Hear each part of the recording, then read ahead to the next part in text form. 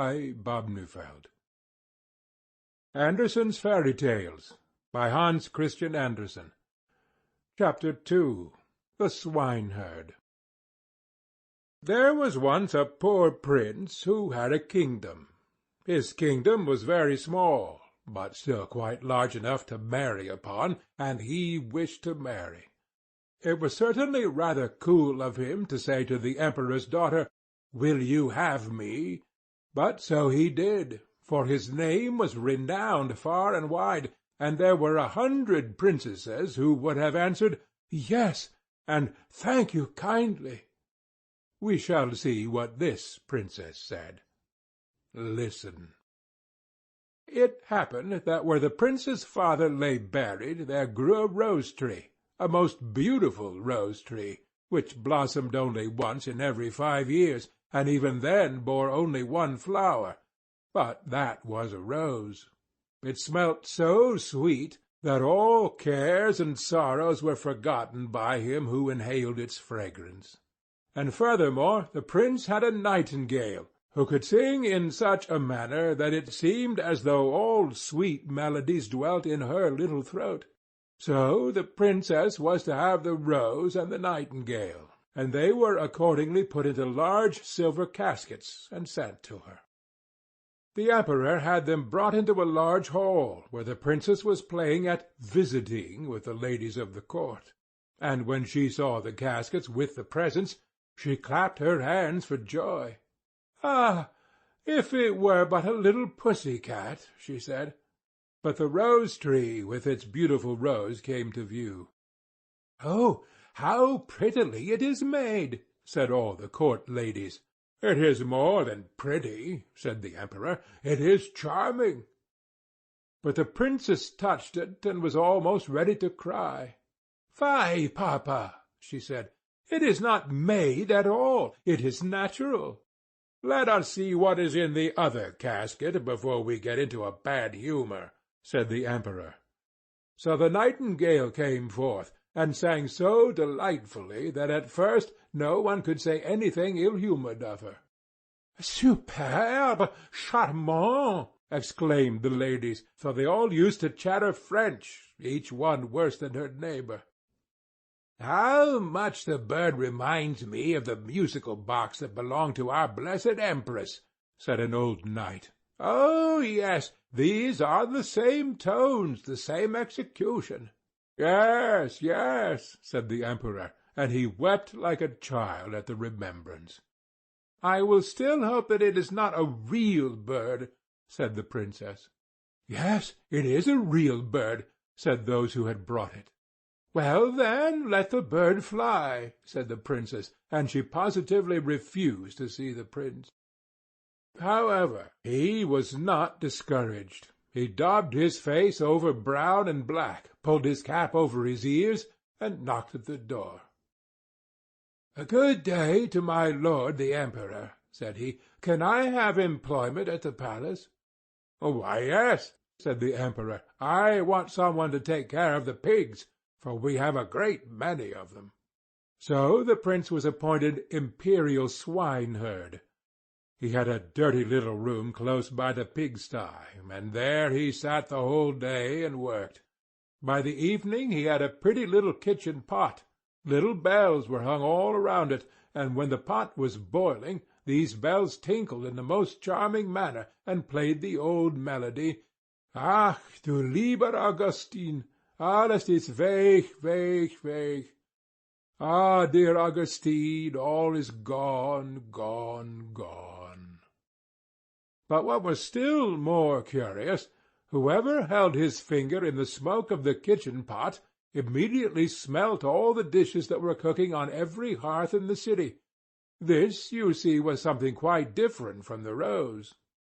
Now the princess happened to walk that way, and when she heard the tune she stood quite still and seemed pleased, for she could play Lieber Augustine. It was the only piece she knew, and she played it with one finger. "Why, there is my piece," said the princess. "That swineherd must certainly have been well educated. Go in and ask him the price of the instrument." So one of the court ladies must run in. However, she drew on wooden slippers first. "What will you take for the kitchen pot?" said the lady. "I will have 10 kisses from the princess," said the swineherd. "Yes, indeed," said the lady. "I cannot sell it for less," rejoined the swineherd. "He is an impudent fellow," said the princess, and she walked on. But when she had gone a little way, the bells tinkled so prettily. "Ach, du lieber Augustin, alles ist weg, weg, weg." "Stay," said the princess. "Ask him if he will have 10 kisses from the ladies of my court." "No, thank you," said the swineherd. 10 kisses from the princess, or I keep the kitchen pot myself." "That must not be either," said the princess. "But do you all stand before me, that no one may see us." And the court ladies placed themselves in front of her, and spread out their dresses. The swineherd got 10 kisses, and the princess the kitchen pot. That was delightful. The pot was boiling the whole evening, and the whole of the following day. They knew perfectly well what was cooking at every fire throughout the city, from the chamberlains to the cobblers. The court ladies danced and clapped their hands. "We know who has soup, and who has pancakes for dinner to-day, who has cutlets, and who has eggs. How interesting!" "Yes, but keep my secret, for I am an emperor's daughter."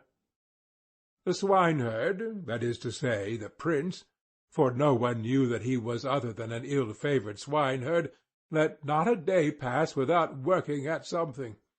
He at last constructed a rattle, which, when it was swung round, played all the waltzes and jig-tunes which have ever been heard since the creation of the world. "Ah, that is superb!" said the princess when she passed by. "I have never heard prettier compositions. Go in and ask him the price of the instrument, but mind, he shall have no more kisses." "He will have 100 kisses from the princess," said the lady who had been to ask. "I think he is not in his right senses," said the princess, and walked on. But when she had gone a little way, she stopped again. "One must encourage art," said she. "I am the emperor's daughter. Tell him he shall, as on yesterday, have 10 kisses from me, and may take the rest from the ladies of the court." "Oh, but we should not like that at all," said they. "What are you muttering?" asked the princess. "If I can kiss him, surely you can. Remember that you owe everything to me." So the ladies were obliged to go to him again. "100 kisses from the princess," said he, "or else let every one keep his own." "Stand round," said she, and all the ladies stood round her whilst the kissing was going on. "What can be the reason for such a crowd close by the pigsty?" said the emperor, who happened just then to step out on the balcony. He rubbed his eyes and put on his spectacles. "They are the ladies of the court. I must go down and see what they are about." So he pulled up his slippers at the heel, for he had trodden them down. As soon as he had got into the courtyard, he moved very softly, and the ladies were so much engrossed with counting the kisses, that all might go on fairly, that they did not perceive the emperor. He rose on his tiptoes. "What is all this?" said he, when he saw what was going on, and he boxed the princess's ears with his slipper, just as the swineherd was taking the 86th kiss.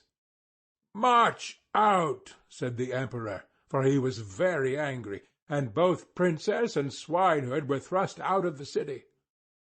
The princess now stood and wept, the swineherd scolded, and the rain poured down. "Alas, unhappy creature that I am!" said the princess. "If I had but married the handsome young prince!